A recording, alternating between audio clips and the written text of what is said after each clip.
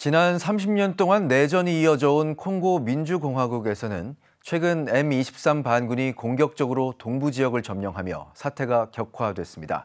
무력 충돌은 일단락됐지만 반군 N23이 행정권을 장악하면서 현재는 불안정한 평화가 이어지고 있습니다. 선교에도 빨간불이 켜졌는데요. 이현지 기자입니다. 지난 1월 26일 콩고 민주공화국 동부 주요 도시 고마에서 발생한 무력 충돌. M23 반군이 동부 인근을 점령하고 행정부 요직을 장악했습니다. 정부군의 협상과 압박으로 반군이 추가 진격을 멈추면서 현재 공세는 우선 일단락된 상황으로 알려졌습니다. 하지만 행정권과 치안이 여전히 반군에 의해 장악돼 있어 불안정한 평화가 지속되고 있습니다. 내전이 격화하기 하루 전인 25일 고마에서 르완다로 피신한 윤성원 선교사는 군인과 반군이 치열하게 충돌하며 3일간 폭격이 이어졌다며 지금은 상대적으로 안정된 상태로 보인다고 증언했습니다.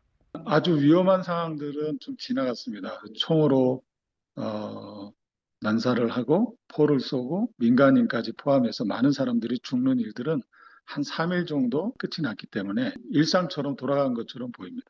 그러나 반군이 이제 주요 요직 행정부라든지 그다음에 도지사를 바꾸고 시장을 바꾸고 자리를 차지하고 있는 상황이기 때문에 평안하다고는 할 수는 없겠죠.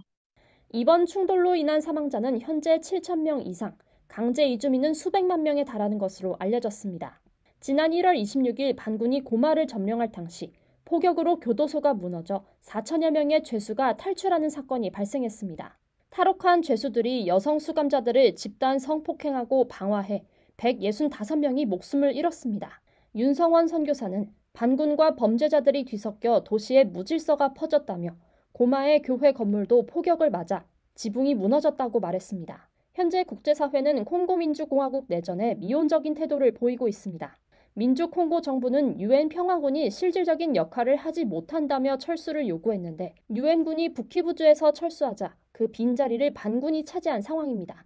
미국과 유럽 대사관들은 이미 철수를 결정했고 한국 대사관도 현재 추이를 지켜보는 중인 것으로 파악됩니다.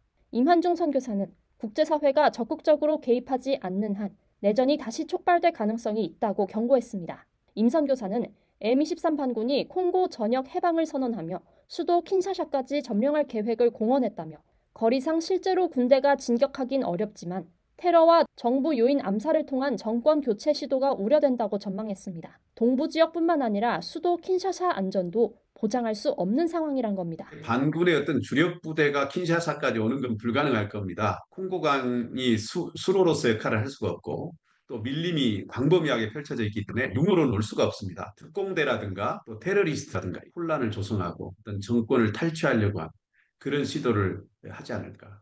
선교사들은 현재 콩고민주공화국 교회가 내전 난민들을 받아들이며 최소한의 지원을 하고 있지만 재정 부족과 조직력 부재로 인해 한계에 부딪히고 있다고 입을 모아 말합니다.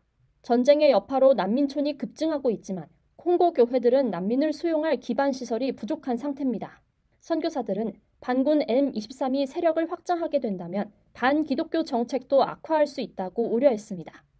이어 한국교회는 단순한 구호뿐만 아니라 장기적인 평화 정착을 위한 기도를 해달라고 요청했습니다. CTS 뉴스 이현지입니다.